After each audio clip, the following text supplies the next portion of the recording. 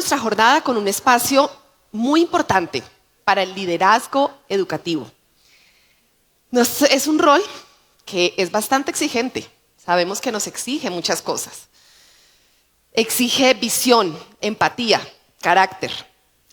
Y vivimos en una época en la que liderar una institución no solo implica gestionar recursos o lograr resultados académicos, también implica sostener comunidades, inspirar equipos, cuidar el propósito y transformar desde el ejemplo, desde lo que somos. Por eso vamos a tener ahora un espacio de entrevista donde vamos a tener una reflexión profunda. ¿Qué significa ser líder en educación hoy? ¿Qué se espera de quienes conducen proyectos pedagógicos en medio de la incertidumbre, la tecnología y el cambio social?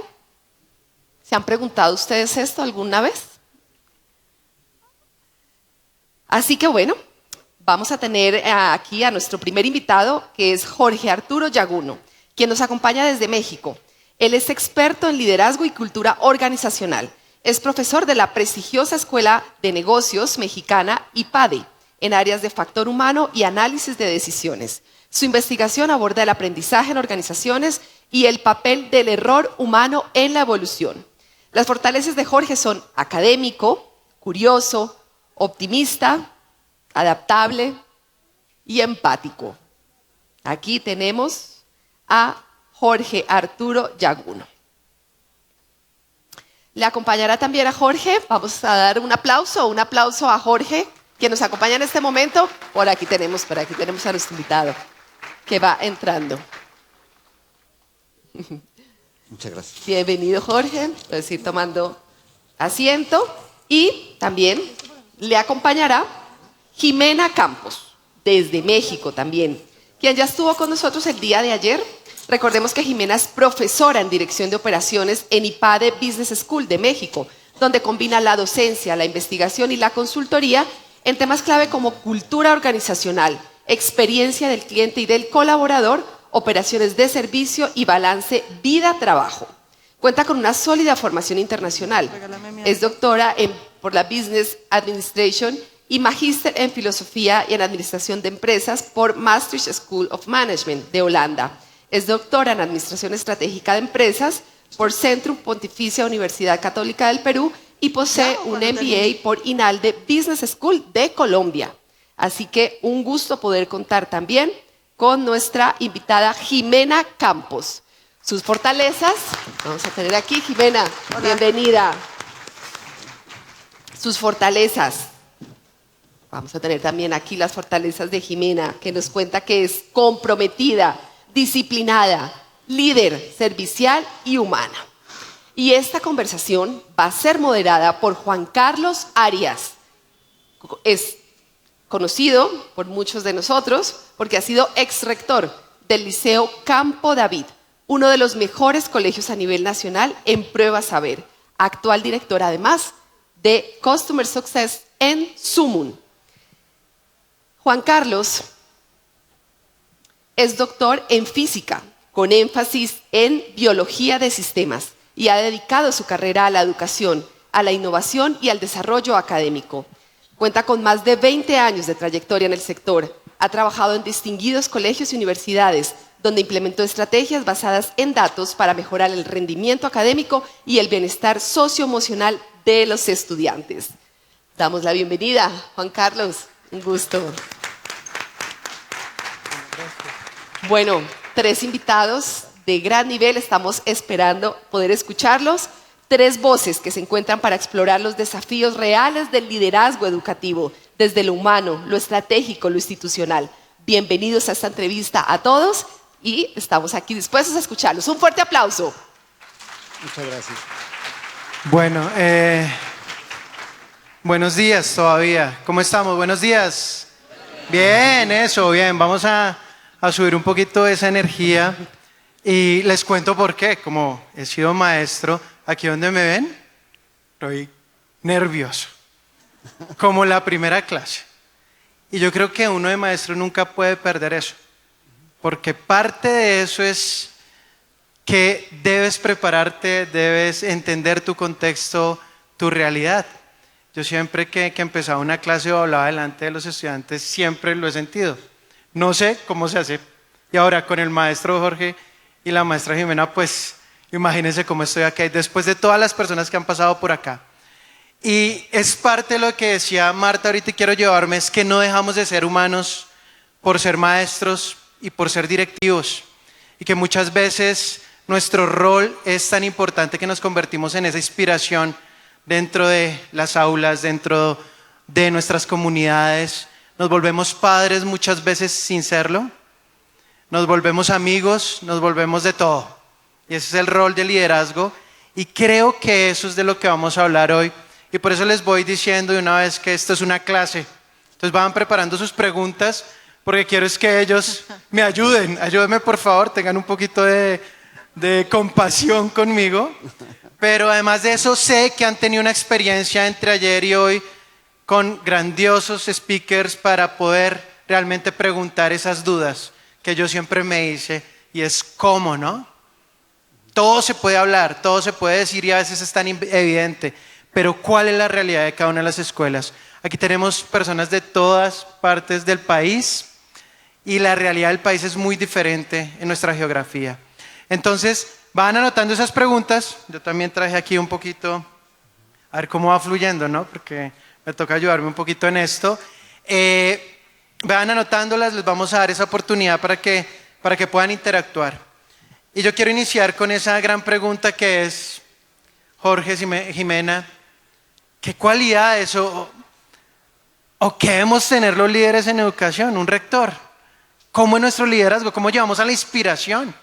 A la inspiración, hablábamos ayer, inspiración, motivación, ¿qué diferencia hay? Jorge, no sé si quieres iniciar con eso y decirnos cómo volvemos eso, como inspiradores, no solo esa figura allá arriba que cuando le dicen a los niños a veces de rectoría, ¿cierto? Se congelan, sino que haya esa parte de inspiración, Jorge. No, encantado. Bueno, pues un gusto estar por acá, de verdad, un honor. Y a mí me gusta, cuando platicamos de esto, ya lo decía la profesora Marta Ramírez antes, somos seres narrativos, me gusta mucho ilustrar estas preguntas con anécdotas. 2006, el estado de Illinois estaba en recesión. No sé si lo sabían, yo me enteré recientemente, bueno, hace algunas décadas, pero, que las economías de los estados en Estados Unidos no se rigen por la economía nacional. Entonces, Illinois podía estar en recesión, aunque el resto del país estaba bien. Y la recesión impactó muy duro a Chicago. No había recursos del gobierno para ninguna de los planes públicos típicos, estaban muy apretados. Particularmente esto afectó al Hospital General de Chicago. No había recursos, no había doctores, no había insumos. Y como había recesión, había desempleo, había crecido el número de adicciones, había también crecido la criminalidad. Y entonces había un incremento de personas que necesitaban del uso de la unidad de emergencia del Hospital de Chicago. Había tanta gente y había tan pocos recursos que la gente se moría en los pasillos esperando turno para entrar al quirófano. Y los médicos del hospital estaban desesperados. Empezaron a buscar opciones, trataron de plantearse cómo cambiar un poco la manera de trabajar, pero no encontraban la forma. A alguien se le ocurre, porque vio un programa de televisión, pues que podían hablarle a una empresa que se llama Aideo. Aideo, quizás algunos la ubiquen, porque esta organización son los que desarrollaron una metodología de diseño que se llama Design Thinking y que ahora está muy de moda en empresas y también en conjunto con el MIT se aplica en muchas universidades. Bueno, estos la inventaron, los de la empresa Aideo, y entonces le hablan al director general Tom Kelly. Tom Kelly, ayúdanos, necesitamos que nos ayudes a cambiar esto porque estamos teniendo una crisis brutal y no sabemos cómo resolverla. Y además queremos que lo hagas gratis, porque pues no hay dinero. Entonces, pues Tom Kelly dice, oye, pues muchas gracias, pues sí les ayudo, pero yo no soy médico. Yo no voy a rediseñar la unidad de atención de emergencia del hospital. No, lo tienen que hacer ustedes. No, pero ya lo intentamos. Ya vimos todas las opciones. No encontramos la forma. Necesitamos que alguien lo vea desde fuera. Y Tom Kelly les dijo, confíen en mí. ¿Qué hizo este hombre? Se llevó a todo el staff de la unidad de emergencia, médicos, enfermeras, asistentes, gente de limpieza. Se los llevó a la Fórmula 1. El caso es muy famoso. Los puso en los pits, los puso a hablar con los pilotos, los puso a hablar con los mecánicos, los puso a hablar con los espectadores, con los jefes de escudería. Y las personas, los médicos, las enfermeras, los asistentes, pues hicieron preguntas, vieron, se fijaron en las cosas. Estuvieron una tarde viendo la Fórmula 1. Cuando terminan, Tom Kelly se los lleva a un salón y les dijo, ahora sí, ustedes van a diseñar la nueva forma de atención para la unidad de emergencia. Lo que hicieron esos médicos, los 2 días después de haber estado una tarde en la Fórmula 1, es hoy el estándar de atención en las unidades de emergencia en los principales hospitales de Estados Unidos. Cuando la pregunta es, como líderes, ¿qué podemos hacer como inspirar? Hay muchas cosas, pero esta anécdota en particular me gusta para comenzar porque ilustra 3 elementos que vamos a tocar. Tiene que ver con la cultura, tiene que ver con el aprendizaje, tiene que ver con la tecnología. A veces, cuando somos muy expertos en algo, nos cuesta mucho trabajo innovar. A veces creemos que la inspiración solo viene de grandes casos como Mandela, grandes líderes, grandes héroes. ¿Se acuerdan, por ejemplo, del caso de este hombre, del de Tiananmen, que se paró enfrente de los tanques en 1989 y lo traemos de pronto como inspiración para el heroísmo? La realidad de las cosas es que esos casos anecdóticos, heroicos, en nuestra vida son escasos. El maestro típico, el rector típico, el padre de familia típico vive una vida pues, más o menos con altibajos, pero normal. ¿Cómo se inspira ahí? Con acciones concretas, pequeñas, con mucha disciplina. Hay que ser buenos en lo que hacemos como los médicos del Hospital de Chicago, pero hay que tener apertura para ver cosas fuera de lo que hacemos normalmente, porque tendemos a repetir aquello en lo que somos expertos. Y a veces necesitamos a alguien que nos saque de nuestra cajita y nos lleve a la Fórmula 1, a ver cosas diferentes. Por cierto, esa es la magia del cerebro humano. Esa es una capacidad que todavía no puede hacer la inteligencia artificial. Bueno, al menos hasta hace 1 hora, no sé, que era irte a una dimensión de la realidad, aprender cosas de ahí y trasladarlas a otra dimensión de la realidad completamente diferente. Esa capacidad de abstracción, integración y luego desenvolvimiento en otras realidades todavía es privativo del cerebro humano. Y eso implica pues, apertura.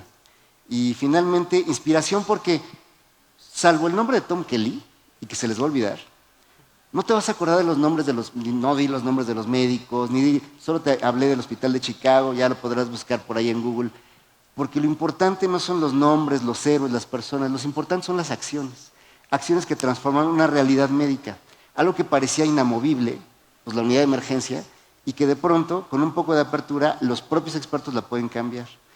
Yo creo que si queremos inspirar, tenemos que tener eso, disciplina, diligencia, apertura a la innovación y sobre todo mucha integridad, que era hacer las cosas que pasen. Eso es lo que diría yo. Como dirían, educamos con el ejemplo, ¿cierto? Con el ejemplo. Y es ese resumen que tú dices y a veces ir a otros nichos, a otros lugares que no son solo la educación nos puede fortalecer mucho y entender esos casos. Y no solo el maestro, yo sé que aquí lo han sentido, que ellos son inspiradores cuando al final de un proceso de todos los niños que han pasado ese abrazo final, ¿no? Del grado de la familia, el agradecimiento, la inspiración. Fíjate que ahí, por ejemplo, y no contesté la pregunta que me hizo, ¿se fijaron? La diferencia entre motivación e inspiración. Sí. Fíjate, los médicos no estaban motivados, estaban angustiados, estaban desesperados. La motivación es un fenómeno íntimo. No podemos motivar a nadie. Podemos poner recursos para que la gente decida si eso los motiva o no. La motivación entendida, ha estado estudiada desde hace muchísimos años, tiene que ver con motor, el motor, lo que nos lleva a movernos. Déjame ponerlo de esta manera. Podemos motivar a alguien poniéndole castigos, premios y castigos. Eso motiva, ¿eh? Oye, ¿no es la mejor? Pues no, pero funciona. En todas las empresas dan bonos para los que cumplen, castigos para los que no. Oye, hay otros mecanismos de motivación. Por ejemplo, la capacitación o el coaching, que están muy de moda en las empresas ahorita, y que se parecen ya un poco más a lo que vivimos en la vida escolar. Acompañar a un educando es mentorearlo y a veces, cuando ya llega a un cierto nivel, ya no lo mentoreas, lo ayudas, lo coacheas, lo ayudas a que despliegue sus propias actividades. Este es mejor que el premio y castigo. Es más lenta, requiere más recursos. Pero hay una más alta, que es la inspiración y el ejemplo que acabas de mencionar. Son el nivel más alto por el cual podemos llegar a transformar la realidad. La inspiración requiere efectivamente coherencia de vida. Si quieres inspirar a alguien, tienes que ser coherente, tienes que vivir lo que predicas, porque esa es la manera, y no tienes que ser un héroe, simplemente tienes que ser congruente, disciplinado. Y perdón por no haberte contestado primero. No. Yo creo que le da pie a Jimena para que nos comente. Sí. Jorge me quitó todo. No, mentiras. Bueno, yo lo respondería en algo que conversamos ayer, en la investigación que hicimos para este espacio en la educación. Ayer hablábamos de los factores que atraen y los factores que repelen. Y como factores que atraen les dejaría dos: el liderazgo cercano y la visión clara. Son temas que atraen a las personas. Entonces es un must para todos los líderes hacerlo. ¿Qué repele en una organización? La burocracia y la incoherencia cultural. Que se diga una cosa y se haga otra. Y ayer les compartía un dato de la OCDE en su análisis en todo el capítulo de educación en 2025. Da un dato que me pareció sorprendente y era el 39% de las personas en el sector educativo dejan su trabajo por disonancia cultural. Me parece que es un dato sorprendente y me parece que podemos hacer acciones que nos lleven al atraer y evitar comportamientos de aquellos que repelen las personas. Creo que con esa respuesta cierro un poquito aquí al maestro Jorge. Y vas en esa parte de la transformación cultural, ¿no? Y hablar de esto es de la cultura que tenemos en cada una de nuestras instituciones, que es diferente. Nosotros sabemos, digo yo, los aromas, los sabores, los olores de nuestra comunidad, pero si no podemos entender esas oportunidades de mejora, pues no vamos a poder avanzar en ese proceso. Díganme ahora ustedes, ya les voy a pasar el micrófono para que estén listos, no me van a quedar mal aquí con los maestros. ¿Cómo ven esta transformación cultural, este día y estos fenómenos de inspiración también, cuando hoy en día, lo hablaban ahorita, tanta inteligencia artificial, tantos datos hoy en día? Yo creo que más que la inteligencia artificial, la revolución es del dato. ¿Qué hacemos con el dato? ¿Cómo lo vemos como una fuente de transformación cultural? Y cómo tomo decisiones que nos pueden inspirar. No es todo. O sea, tú puedes tener unos resultados de un niño, ir a una plataforma y decir 3, 5, 3, 3, 3, pero todos hemos visto en el aula cuando estamos explicando algo y alguien tuerce la cabecita así, tú dices, uy, este no está entendiendo, entonces me meto por este lado. Y también les ves los ojitos cuando los abres y dices, ¿estás entendiendo? ¿Ves? Entonces, ¿cómo podemos llegar a ese nivel en ese momento donde inteligencia artificial se ve y nos dicen, y mire, hace esto, pero además todos los datos que están detrás para poder tomar decisiones e inspirar?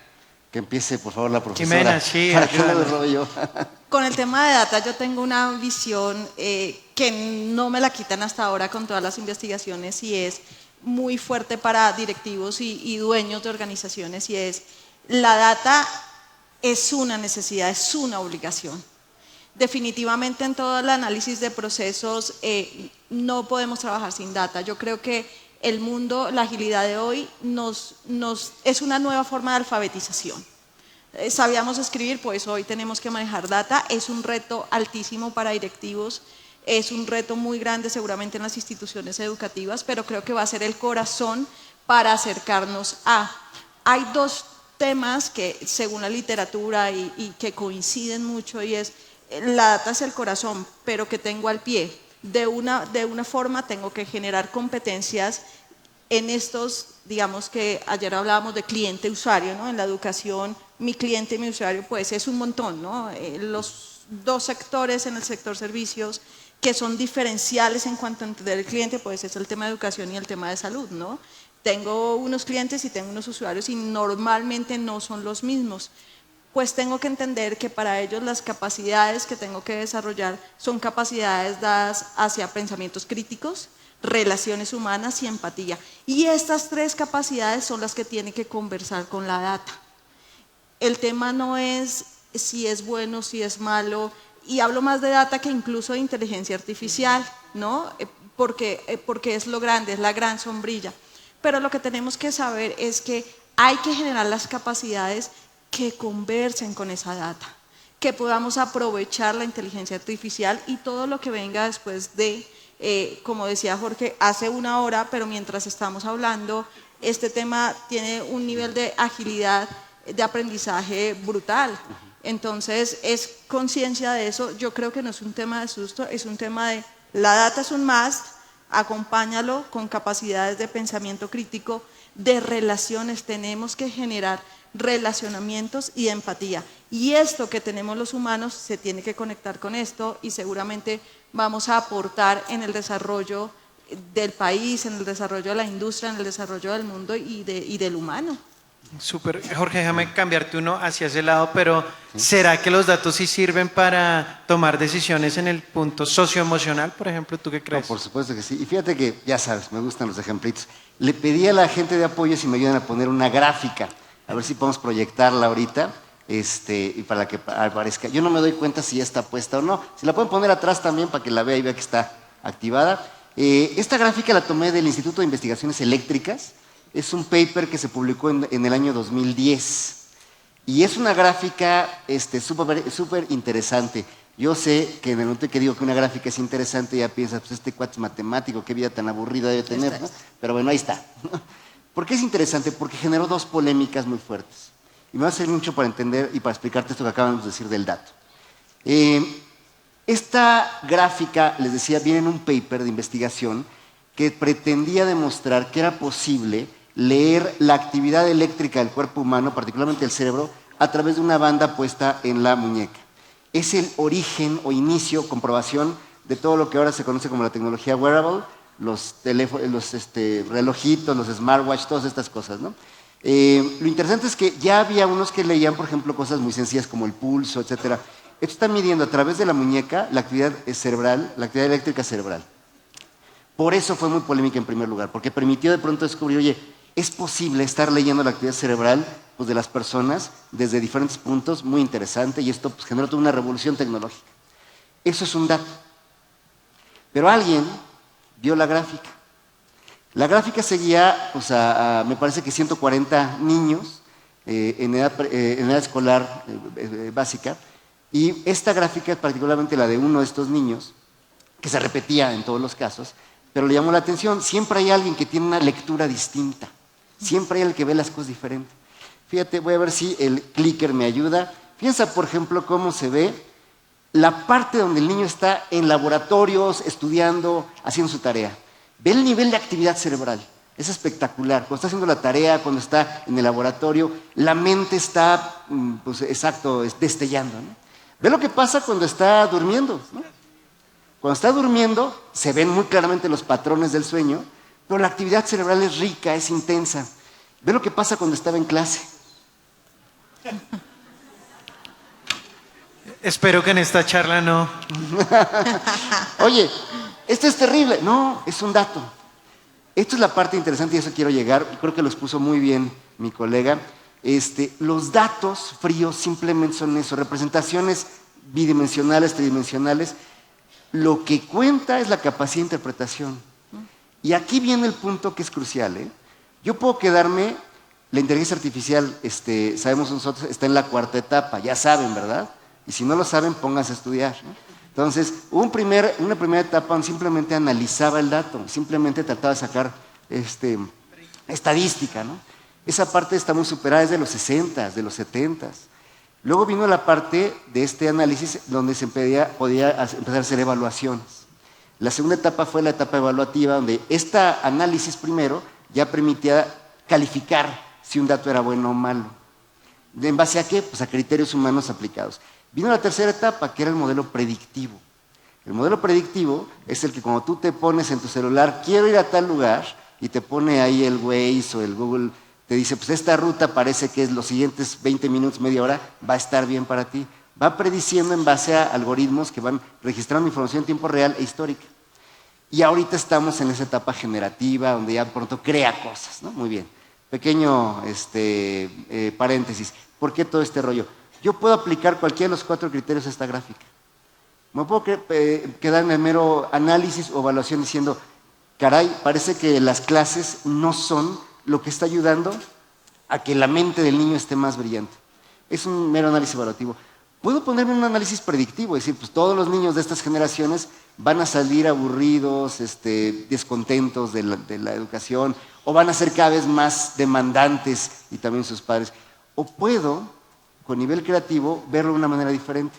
Qué bonita oportunidad tenemos de replantearnos cosas que hemos estado haciendo quizás por los últimos 200 años. La educación, en términos modernos, es un modelo que tiene pues, de la época de la Ilustración para acá, de los ingenieros de la Revolución Industrial para acá, y es un modelo que ha cambiado poco. Le hemos incorporado algunas cosas, técnicas, pero en el fondo hay una gran oportunidad y una gran cosa para empezar a cambiar. Y esto es donde me gusta la parte del dato. ¿Por qué se ve tan interesante de pronto el laboratorio, la tarea, en términos de disparo eléctrico contra la clase? Quizás por el nivel de interacción, quizás por el nivel de compromiso y de propósito personal con lo que estoy haciendo. Me parece que ahí es un punto en el cual, si logramos empezar a pensar en la escuela como un lugar donde el niño encuentre vocación, encuentre propósito, encuentre interacción enriquecedora con sus compañeros, pues vamos a ir pasando el asunto más al punto tipo de laboratorios y talleres. El meter las manos ayuda mucho. El escuchar pasivamente en ocasiones puede no ayudarnos tanto. Yo creo que estos datos son los que nos pueden ayudar a empezar a enriquecer qué plantear, cómo lograr que sea el modelo de clase, pues que se vaya pareciendo cada vez más al modelo de laboratorios, ¿no? Y claramente lo podemos hacer con análisis de datos, con la inteligencia artificial, porque no en todas las escuelas tenemos un científico de datos que nos ayude a interpretarlo, pero las nuevas herramientas no lo permiten. Bueno, vamos a abrir el espacio, no sé si alguien tiene alguna pregunta, a ver si en la clase no alcanzo a ver acá, por favor, sí. Sí. Preguntas.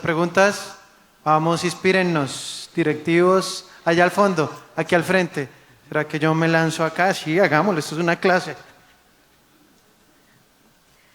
Jorge, muchas gracias por estar aquí. Gracias. Precisamente tú acabas de mencionar esto de que la escuela como un lugar donde se desarrollan los dones, los talentos de los niños. Y nosotros sabemos que en las aulas tenemos nuestros líderes, tenemos a los que van a dirigir a nuestro país. A veces los reducimos a una clase, a veces los reducimos a cuadros, pero digamos, ¿cuáles podrían ser algunas de esas claves para que desde las aulas nosotros podamos explotar, explorar todas esas habilidades, talentos, precisamente para que ellos descubran los líderes que como nación necesitamos? Estamos necesitando grandes reformadores. ¿Cómo elevamos eso?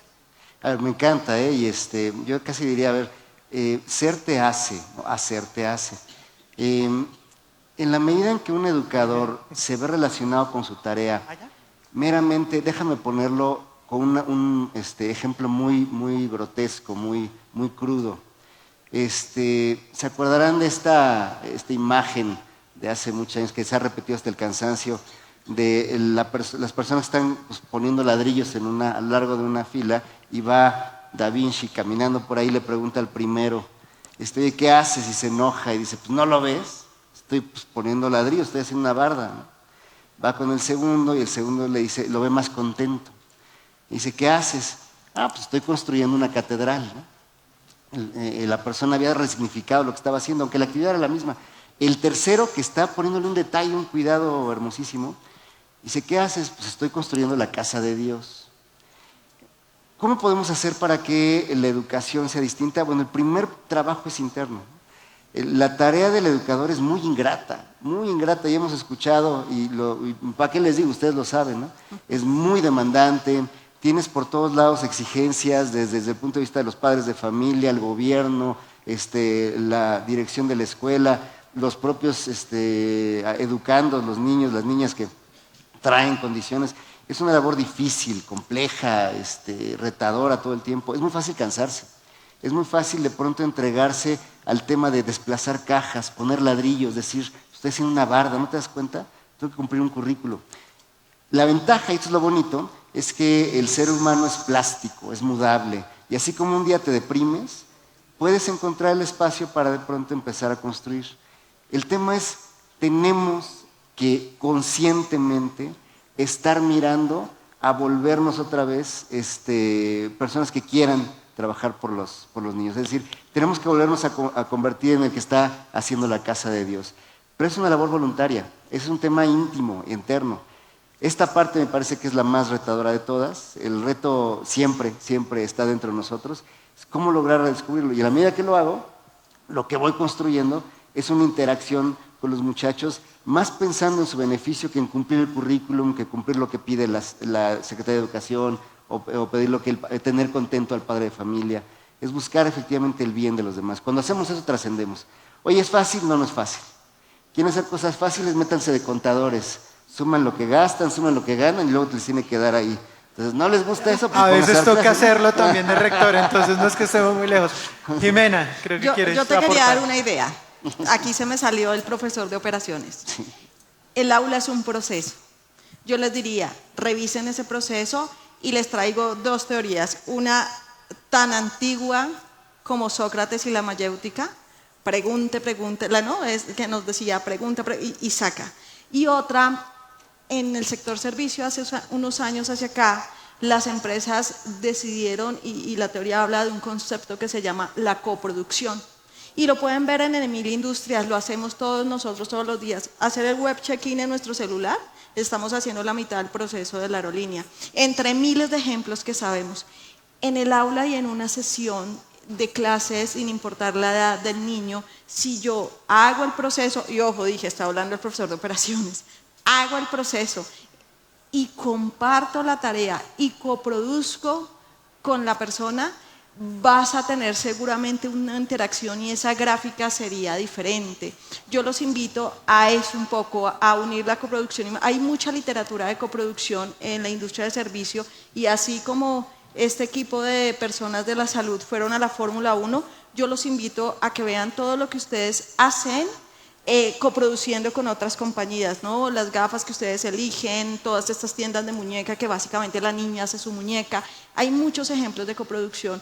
¿Por qué no empezamos a hacer procesos de coproducción en el aula para activar las mentes de los niños y de los adolescentes? Es una idea que se me acaba de ocurrir como profesor de operaciones, pero creo que se pueden hacer cosas ahí bien interesantes. Súper traer ejemplos de otros y gracias Jimena, Jorge. Creo que allá hay una pregunta, gracias. Gracias, sí, Jorge y Jimena, ya que tienen ustedes tanto bagaje en temas de liderazgo organizacional, quisiera preguntar cómo generar una cultura en donde el cambio no sea una amenaza, sino una oportunidad de crecimiento, en la medida en que también integramos intergeneracionalidades en los maestros, en los papás, asumimos la responsabilidad del futuro en los niños y debemos consolidar una comunidad educativa siempre abierta al cambio, siempre con la sagacidad de responder a los retos que nos va enfrentando el contexto y sobre todo pienso yo que en los nuevos maestros pues vienen muchas, entre comillas, amenazas porque creen que se las saben todas.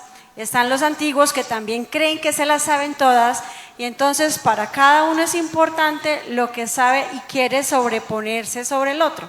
Entonces la manera en que nosotros logremos una sinergia en la que todos aportamos, construimos, crecemos, me gustaría, pues no sé si en la trayectoria que ustedes tienen alguna receta o algún truco para poder sí dar la oportunidad de que todos aportemos y construyamos, pero realmente que también todos seamos respetados y vistos y valorados, pero con la capacidad de integrarlos para que la comunidad educativa se fortalezca, crezca y responda pues a los retos de cada momento. Gracias. Muchas gracias, excelente pregunta. A ver, y además la respuesta me encanta también porque la tengo que decir como es, no hay recetas.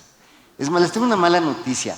Y yo creo que algunos ya se dieron cuenta o ya más o menos lo vieron y seguramente lo han escuchado porque la gente lo repite hasta el cansancio.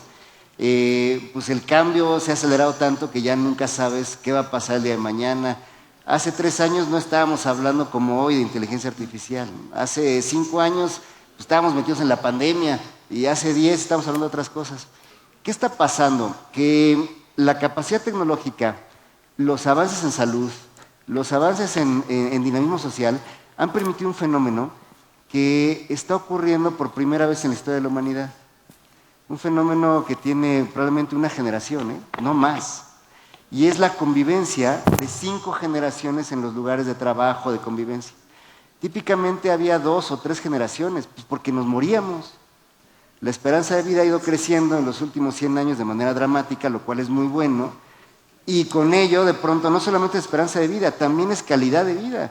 Ahora te encuentras a personas en sus 60s, pueden voltear a ver, que pues, se ven mucho. Es más, hacemos la burla, ves fotos de hace 50 años. Hay un video muy famoso circulando por ahí en internet, de que le van entrevistando a gente en la calle y tú lo ves, un señor ya pelón y ya ¿cómo se llama? Ya encorvado. Calvo. Hola, señor Calvito. Pelón en mexicano es calvo. Es calvo, ¿no? Y entonces le dice, gracias. Y entonces le dice, oiga, ¿y qué edad tiene? Pues 28. Y una señora que se ve tal, no, pues yo tengo 33. Hoy esas edades son sinónimo de juventud. Vivimos más, vivimos con mejor calidad de vida y eso hace que más gente esté trabajando más tarde. Preparamos a los jóvenes muy rápido para que se incorporen, entonces de pronto tienes 5 generaciones conviviendo y esto le pasa a empresas, le pasa a gobierno, le pasa a las escuelas. Y claro, todo el mundo, cada generación tiene su visión de lo que hay que hacer y lo que se debe hacer. Primero diría, cuidado con esas frasecitas de que tenemos que estar abiertas siempre al cambio, ¿eh? Yo como soy viejito lo puedo decir. Hay que cambiar lo que hay que cambiar y hay que cuidar lo que hay que cuidar. En términos de virtudes y valores, hay que tener mucho cuidado en no exponernos, no vulnerarnos al tema del dinamismo social. Hay que tratar de fomentar una ética que es inmutable, es un tema de pues, respeto a la persona, a la dignidad humana, eso no podemos dejarlo cambiar. Y en cambio sí podemos mudar lo que es mudable, el uso de tecnología, el uso de recursos, hasta el mismo acomodo en el salón de clases, ¿no? A mí me encanta ver cómo más y más escuelas básicas pues ya hacen mobiliarios móviles y los niños se van moviendo en el aula porque pues, están incorporando estos elementos de interacción que tanto ayudan al compromiso, al asunto. ¿Cómo hacerle para que estas múltiples generaciones colaboren mejor? Bueno, hay una técnica, que es la única receta que les puedo dar, que usaron en el Senado romano. ¿Saben cómo le hacían? En el Senado romano había senadores jóvenes pues, y había senadores viejos. Los viejos tendrían como 50 y los jóvenes tendrían como 30, ¿no? ¿Cómo le hacían ahí? Tiene una recetita, se me olvidó ahorita el nombre en latín, pero básicamente es ante un tema nuevo, primero que hable el senador más nuevo en la sala, la persona que se acaba de incorporar, que nos dé sus ideas, que hable primero. Y vamos hablando en orden cronológico para que al final hablen los últimos, los más viejos, los que llevan más tiempo trabajando. ¿Por qué lo hacían así? Porque cuando lo haces al revés se presta a 2 fenómenos. A veces el viejo quiere pontificar y eso genera repudio en los jóvenes. Pero a veces también, cuando hablan los viejos primero, pues algunos de las masas intermedias dicen, pues si ya hablaron estos, ¿ya para qué aporto? ¿Ya para qué digo? Cuando obligas al joven a hablar cosas, hablará con ese desparpajo, con ese entusiasmo que tiene la juventud y planteará ideas, algunas muy buenas, otras no tanto, pero necesita plantearlas porque ese es su papel. El profesor joven tiene que dar cosas nuevas, tiene que retar. Los profesores intermedios tendrán que decir de pronto, ya lo hicimos y ya escuchamos hace ratito, ¿eh? Sí, pero ¿cuántas veces? ¿Lo hicimos cómo? ¿Con qué contexto? Pues hay que volverlo a intentar. Y los profesores viejos tendrán que cuidar lo que es cuidable, ¿no? la parte humana e integral. Eso es lo que diría. Jimena, ¿qué opinas? Corto porque ya está aquí. ¿Cierto? Te respondo con un tema académico. Hay un estudio muy relevante en cultura organizacional de unos autores que son Cameron y Quinn, y ellos hablan del diagnóstico de la cultura y el cambio. Ayer en algunos compartimos un taller y definen la cultura en 4 tipos de cultura, ¿no?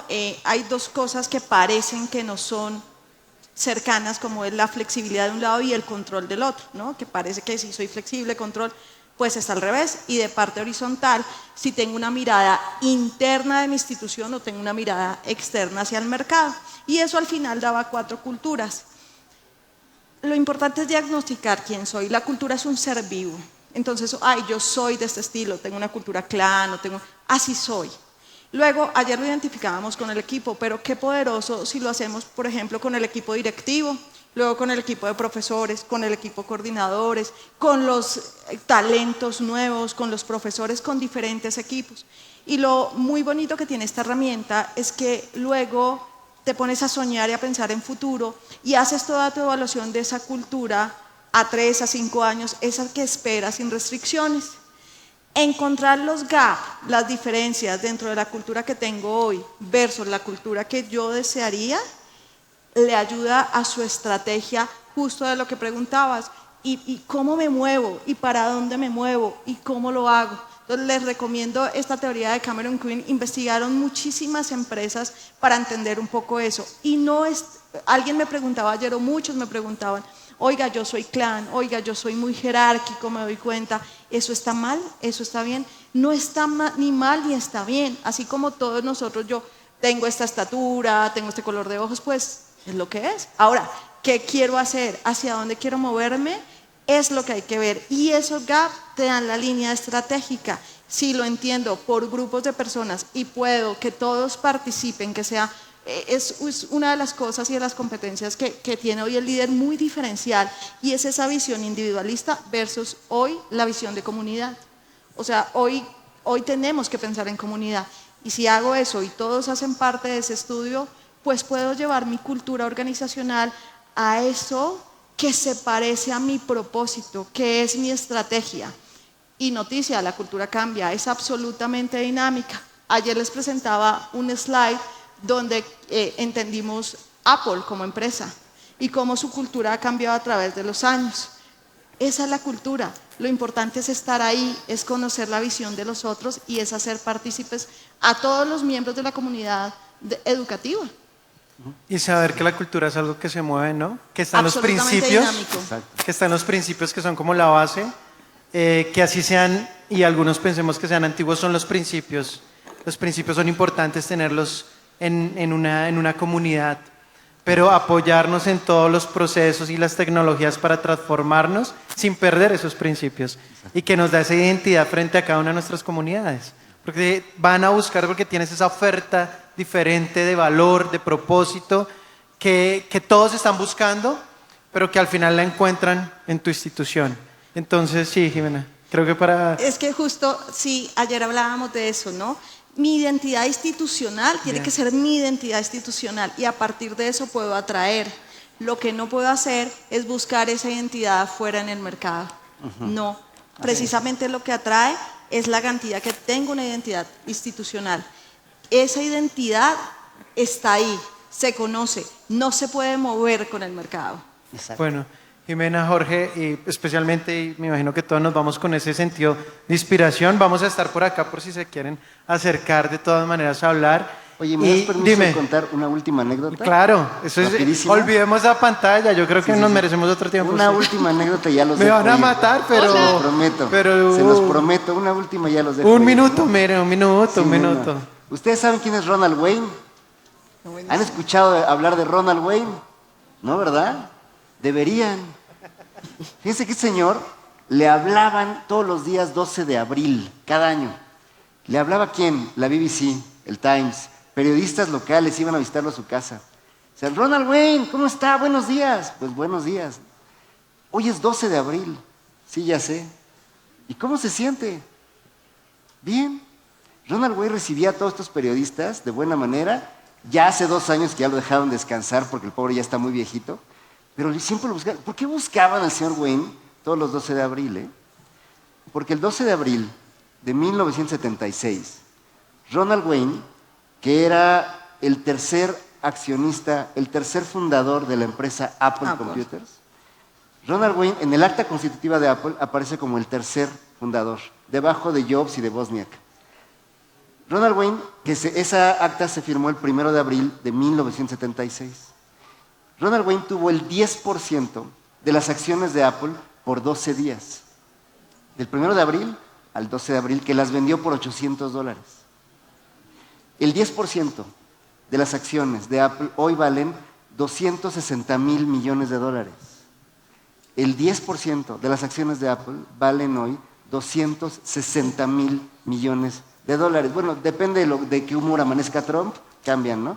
Pero, pero más o menos. Y este hombre las vendió por $800, el 12 de abril. Y todos los años le hablaban para preguntarle, es 12 de abril, ¿cómo se siente? Si alguna vez sientes que te has equivocado en tu vida, acuérdate de Ronald. Piensa en Ronald, ¿no? Pero esa no es la anécdota es lo que contestaba Ronald. Esa es la parte con la que quiero cerrar. Ronald recibía a todos los periodistas de buenas. Algunos, los que llegaban, los ofrecía pase, les daba tecito, galletitas, a los que hablaba por teléfono les contestaba muy bien y siempre con una sonrisa. O sea, no hombre, pasen. Oiga, pero es que usted las vendió por 800, ¿se siente bien? ¿De verdad se siente bien? Dice, mira, a ver, yo nunca estuve en la industria tecnológica.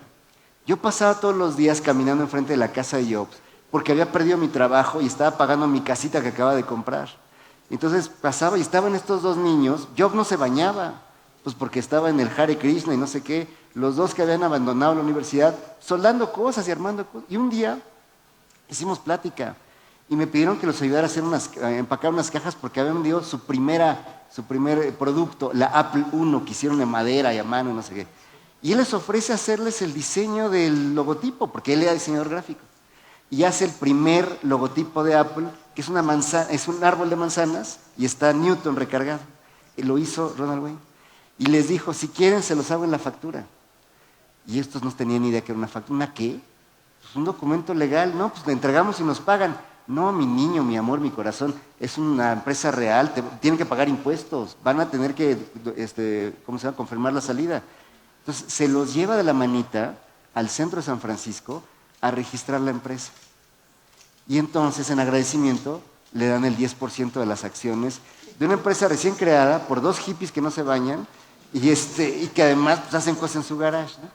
Entonces dice este hombre, la gente se extraña como diciendo, como que yo pudiera haber sabido que estos iban a triunfar. Me encanta lo que hicieron, los he seguido, me encanta que me busquen, estoy vivo, tengo nietos, tengo mi casita en Silicon Valley, porque es donde vivía él, y sigue viviendo, y además tengo una gran historia que contar.